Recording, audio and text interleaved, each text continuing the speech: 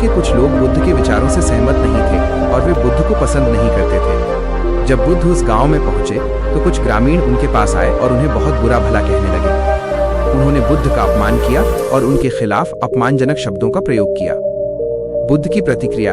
इन सब के बावजूद गौतम बुद्ध के चेहरे पर जरा भी क्रोध या शिकन नहीं आई। वे बहुत शांत भाव से खड़े होकर उन लोगों की बातें सुनते रहे। शिष्य का क्रोध। बुद्ध का यह अपमान उनके एक शिष्य से सहन नहीं हुआ।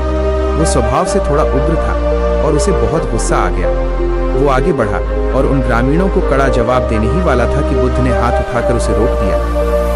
बुद्ध का अनमोल पाठ। गांव वाले बुद्ध का अपमान करके वहां से चले गए। इसके बाद बुद्ध ने अपने शांत स्वर में अपने शिष्य से कहा, यदि कोई आपको उपहार दे और आप उसे स्वीकार न करें तो वो उपहार किसके पास रहेगा? शिष्य ने कुछ सोचते हुए उत्तर दिया, महाराज, यदि मैं उस उपहार को स्वीकार नहीं करूंगा तो वो उपहार वापस देने वाले के पास ही चला जाएगा। इस पर मुस्कुराते हुए बुद्ध ने कहा, बिल्कुल ठीक इसी प्रकार उन ग्रामीणों ने मुझ पर क्रोध और अपमान के रूप में जो गालियां और अपशब्द फेंके, मैंने उन्हें स्वीकार ही नहीं किया। जब मैंने उन्हें लिया ही नहीं तो वे क्रोध और अपमान अब किसके पास हैं? वे उन्हीं के पास रह गए हैं। यह सुनकर शिष्य का अहंकार और क्रोध शांत हो गया। उसे समझ आ गया कि क्रोध करने वाले का नुकसान खुद उसी का होता है। यदि हम शांत रहें तो दूसरों का गुस्सा उन्हीं पर लौट जाता है। कहानी से सीख। आत्मनियंत्रण।